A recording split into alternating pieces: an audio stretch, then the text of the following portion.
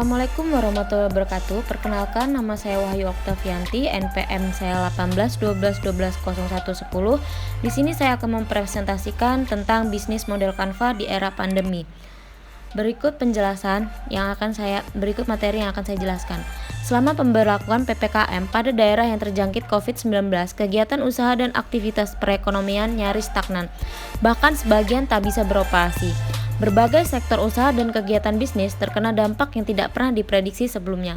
Banyak penderitaan yang disuarakan oleh pelaku usaha di masa pandemi COVID-19. Berbagai strategi sudah dicoba diimplementasikan, namun sebagian tak berjalan sesuai harapan. Berikut adalah materi tentang BMC. Bisnis model Canvas merupakan kerangka yang berguna untuk menunjang jalannya usaha ke depan. Canvas disusun dengan tujuan untuk memvisualisasikan, menilai, menjelaskan, maupun mengubah model bisnis sehingga kinerja perusahaan dapat berdiri secara maksimal. Dalam satu halaman Canvas tersebut, pelaku usaha harus mampu menggambarkan 9 elemen yang saling berhubungan. Berikut adalah elemen dari bisnis model Canva yang saya terapkan di dalam bisnis kecil saya. Baik, berikut adalah BMC dari bisnis saya ataupun usaha saya. Yang pertama itu ada customer segment. Nah, ini adalah elemen pertama yang harus kita miliki dalam sebuah bisnis model Canva. Nah, fungsi customer segment ini untuk menentukan menentukan pelanggan mana yang akan menjadi target bisnis kita. Jadi customer segmen yang ada di usaha saya itu, semua masyarakat dapat menikmati camilan seblak pantat ini dari umur 4 tahun sampai umur 60 tahun. Kenapa bisa dibilang seperti itu? Karena cemilan yang saya buat ini adalah halal dan bahan-bahannya itu sangat-sangat sehat untuk kesehatan. Dan yang kedua itu ada value proposition. Apa sih yang disebut dengan value proposition? Nah, ini adalah sekat yang merupakan keunggulan produk. Jadi, Guyonan Snack.id adalah sebuah usaha yang menjual camilan pedas seperti seblak bantet ataupun keripik kaca dengan cita rasa yang sangat enak dan bikin nagih tentunya. Di sini rasa dari makanan yang saya buat itu adalah pedas, gurih, dan manis. Dan untuk yang ketiga itu ada channels. Nah, channels ini apa sih? Channels ini adalah media atau sarana apa saja sih yang bisa kita gunakan untuk menyampaikan produk atau jasa. Nah, saat ini kami menjual seblak bantet ini melalui online ataupun offline.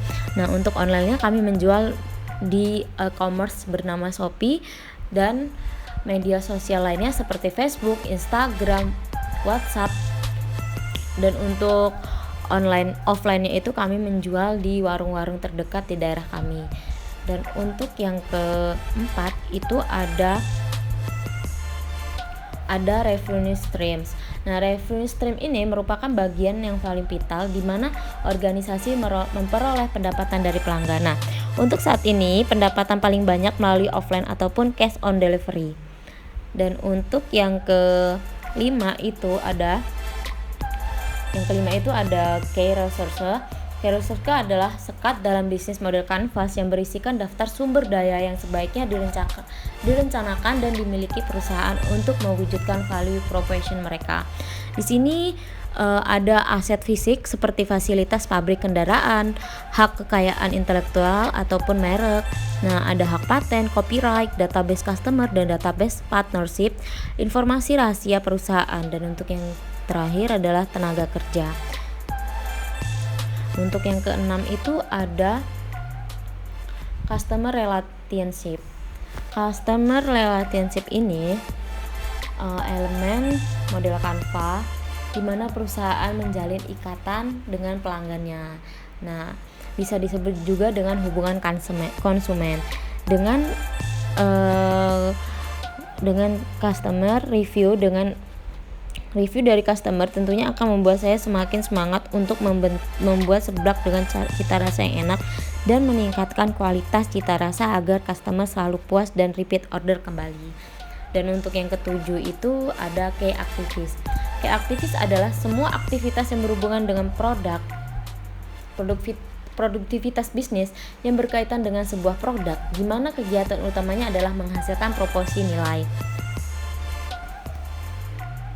Aktivitas kami dalam menjual produk camilan ini yaitu dengan melakukan promosi di media sosial serta menawarkan kepada toko sembako dan mengemas dengan kemasan standing pot supaya camilan tetap renyah dan aman.